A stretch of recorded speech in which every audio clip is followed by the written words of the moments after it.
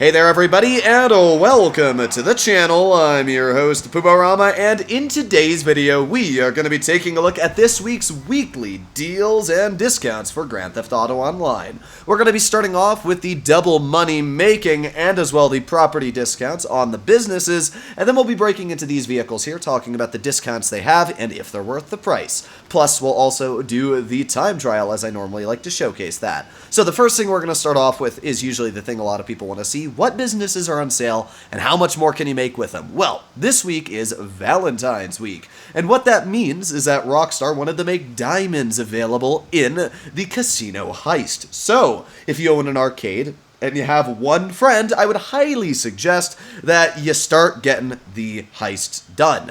If you don't own an arcade, you're in good luck because they are on sale this week, and that is the same for all renovations. Now, when it comes to the location you purchase your arcade, it should be purchased where your office building is. So, my office building is like right over here. In fact, I'm pretty sure that little spot is my office building. So you can see I've purchased my arcade and my nightclub right next to my office building, as that makes sense. But if you own the Maze Bank office building, which is right here, then it would make more sense to own an arcade that's like right here, which is fairly close, rather than the one all the way over here or up at Vinewood. So I would definitely suggest just to get the closest arcade to where you're going to be on the map, because you don't really need to do much with your arcade, but I would definitely not suggest to buy this one over here, as you have to do some deliveries when you want to do the heist. So yeah, don't buy the one in Grapeseed, don't buy the one all the way down in Paleto Bay. Buy the ones in the city, but it doesn't really matter all too much which location you buy. When it comes to the renovations, it really doesn't make too much of a difference. I would definitely suggest to get the garage, but apart from that, there's really not much, so go for it. I'm not sure if the upgrades themselves inside the arcade, like the Terminal Command Center, are on sale, but if it is, I would highly suggest to pick up the Terminal Command Center. With the money aside, now we move on to the new vehicle, which is the Classique Broadway. I made a full review on this vehicle, so if you want to check it out, I have a video on that, and I'll probably link it in the description if I remember to, but I'm very busy this week as I'm actually moving, so I'm recording this literally a couple hours before I'm planning on going on the road and recording. Now, the Classique Broadway is a muscle car, even though you'd think it's a sports classics. I mean, I kind of ripped the entire front of it off, but you would think that this is a sports classics because it looks like an old 1950s, 60s car, but nope. It's actually a muscle car, which allows it to achieve a decent top speed, plus muscle cars are great at doing wheelies, which this car, as you can see, is actually not half bad at. So I think the Classique Broadway looks really cool, especially with the Downtown Tab, or Downtown Taxi Co.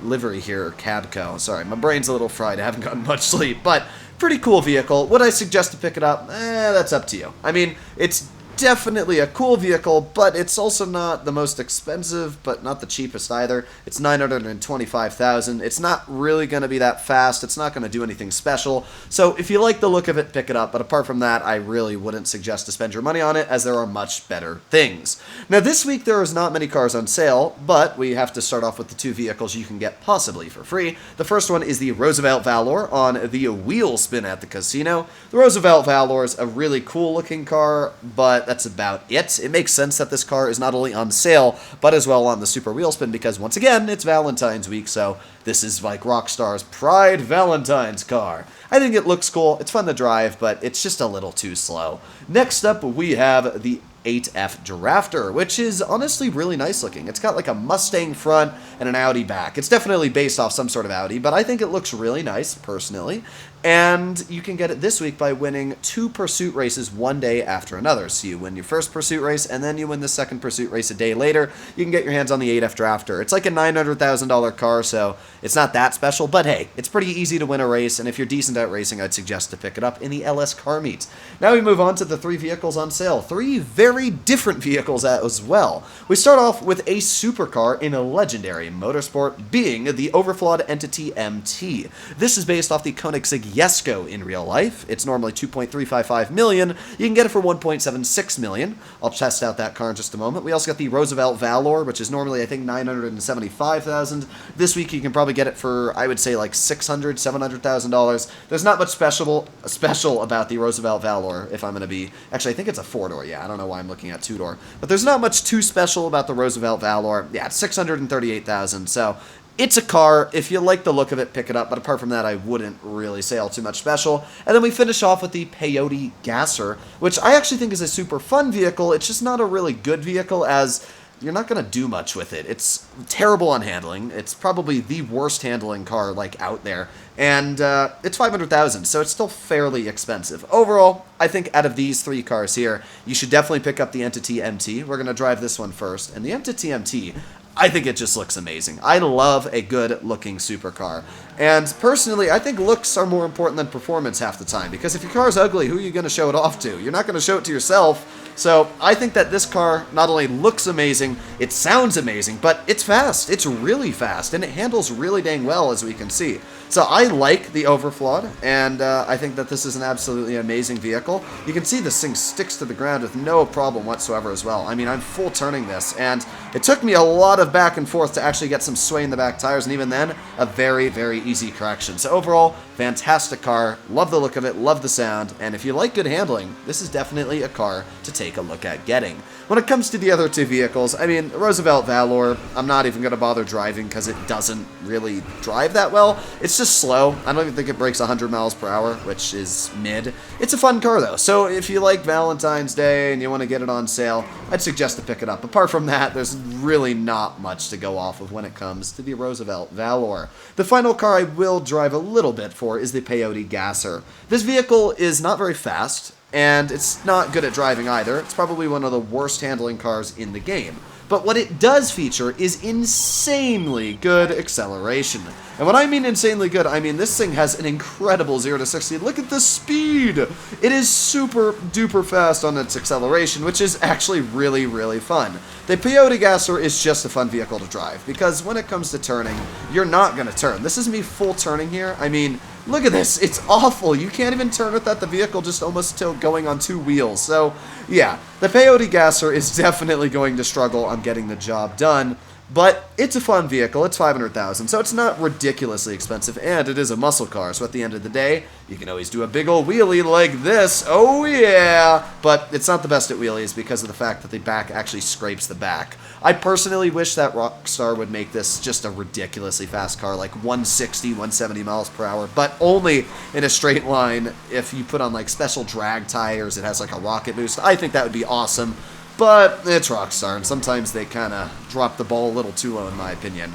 Either way, this is the Peyote Gasser and all the cars that are on sale this week. Not too much to really go off of here, but meh.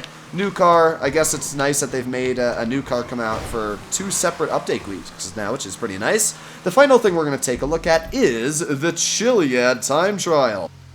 This week's time trial is down Chiliad, which sounds pretty dang simple. I thought so too.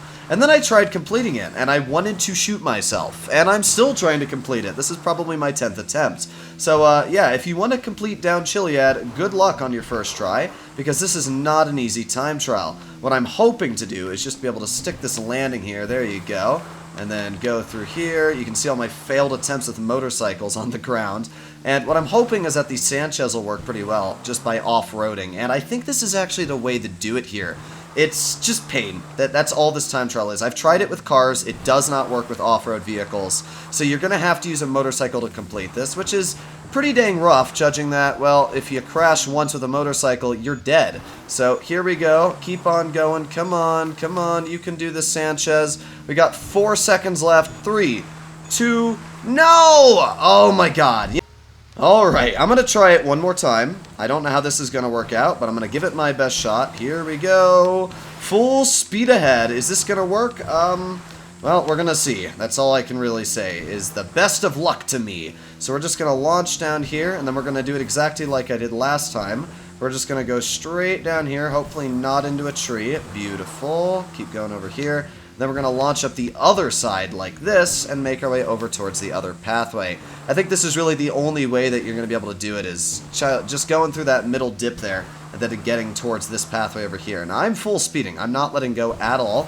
So this is the only chance I think I have at it. Oh, God. Oh, God. Oh, God. Don't crash into a tree. Oh, my God. Okay, okay. We're good so far. We got, like, an amount of time, but I think we did it! Yes! Yes! We... Yes! Oh my god. That was absolute pain. Well, there you go. That's how to do the time trial, ladies and gentlemen. Hopefully you enjoyed that, because I sure didn't. That took me a good 20 to 25 attempts to complete. You want my opinion? Don't try it. But if you are up for the Chiliad challenge, make your $100,000, shoot yourself while you're trying to do it. But as I said, follow the pathing I did. So go straight down here, follow this, and then you want to kind of go off on this road, and then through here, and then cut off like this. That's the only way I think you can do it. Hopefully you enjoyed today's video. I'll see you in the next one. Bye-bye.